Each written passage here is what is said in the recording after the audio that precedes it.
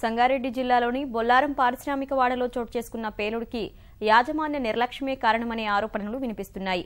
ఇలాంటి ఘటనలు తరచూ జరుగుతున్నా సరైన భద్రతా ప్రమాణాలు పాటించకపోవడం వల్లే స్టీల్ పరిశ్రమలో ఫర్నేస్ పేలి 2 కార్మికులు బలయ్యారు. మరో 5గురి పరిస్థితి విషమంగా ఉంది. వరుస ప్రమాదాలపై గ్రామస్తులు ఆందోళన వ్యక్తం చేస్తున్నారు.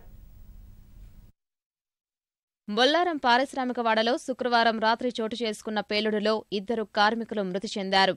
జిన్నారంలో ఉన్న విజయ ఐరన్ ఫౌండరీ పరిశ్రమలో ఫర్నేస్ పేలి కార్మికులపై పడడంతో ఈ దుర్ఘటన చోటు చేసుకుంది.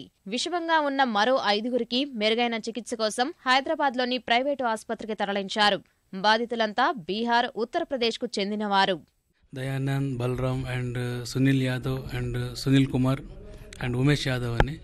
సో ఇందులో దయానంద్ పేషెంట్కి మోర్ దాన్ 80% బర్న్స్ ఉన్నాయండి. అండ్ రిమైనింగ్ పర్సన్స్కి ఆల్మోస్ట్ 55 to 60% ఉన్నాయి.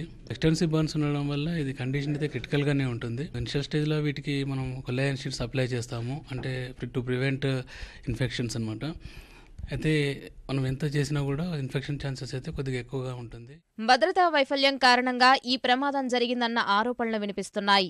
ముడి సరుకును 100 డిగ్రీల సెంటీగ్రేడ్ వద్ద కరిగించి ఇక్కడ స్టీల్ తయారు చేస్తారు. ఈ పని చేయడానికి నిపుణులైన కార్మికులు అవసరం. ఎక్కువ జీతాలు ఇవ్వాల్సి వస్తుందని, కనీస నైపుణ్యం లేని వారితోనే నడిపిస్తున్నారనే విమర్శలు వినిపిస్తున్నాయి. జిన్నారం గ్రామ ప్రజలు ఈ ఘటన పట్ల ఆందోళన వ్యక్తం చేస్తున్నారు. ఈ యొక్క పరిశ్రమను లాకౌట్ చేసేయాలి. అనేక సార్లు ఎన్నోసార్లు యాక్సిడెంట్ అయినా ఏమాత్రం పట్టించుకున్నటువంటి యాజమాన్యం ఏదైనా ఉందంటే ఈ విజయ ఫౌండరీ యాజమాన్యమే. తక్షణమే దీనిపైన చర్యలు తీసుకొని చనిపోయినటువంటి కార్మికులకు న్యాయం జరిగే వరకు కూడా మేమందరం కూడా గ్రామస్తులం పోరాడతామని చెప్పి కూడా మేము తెలియజేస్తున్నాం. దీంట్లో ఈఎస్ఐ కానీ పిఎఫ్ కానీ ఏదీ లేదు. ఇంకోటి మేనేజ్మెంట్ ఏమంటున్నదంటే ఒక మనిషి సస్తే 2 లక్షలు ఇస్తాం, బతుకున్నాక జీతం ఇస్తామనే ధోనితో ఉంది. మేమేందంటే నామ్స్ ప్రకారంగా అడుగుతున్నాం. సచ్చినంకి ఇంతే ఇస్తాం, బతుకుంటే జీతం చేసుకోండి, జీతానికి డబ్బులు ఇవ్వండి అని చెప్పి మాట్లాడుతున్నారు తప్ప ఇంతకు మించి మాట్లాడింది ఏదీ లేదు. ఇతర రాష్ట్రాలకు చెందిన కార్మికులు కావడం, పట్టించుకునేవారు లేకపోవడం వల్ల యాజమాన్యం అరకొర పరిహారం ఇచ్చి చేతులు దులుపుకుంటుందని కార్మిక సంఘాలు ఆందోళన వ్యక్తం చేస్తున్నాయి.